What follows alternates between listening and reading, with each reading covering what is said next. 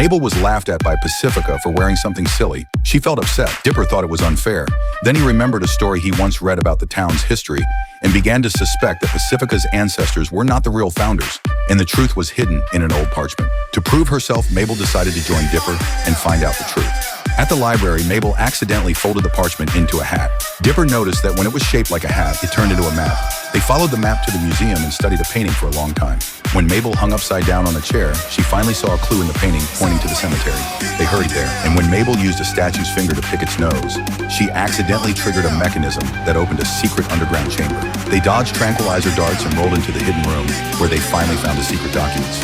It turned out Pacifica's ancestor was just a garbage collector, and the true founder was Quentin Tremblay. Just then, the police showed up after following the trail of candy wrappers Mabel had dropped along the way.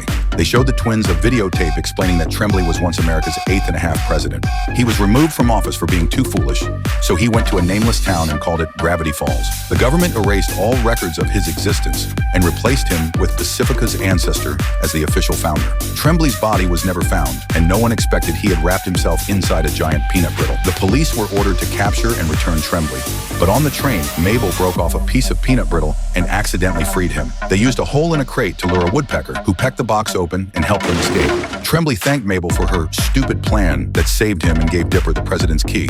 Mabel finally realized that being silly could also be a kind of strength. In the end, Dipper gave the documents to Pacifica, exposing the lie about her family's history.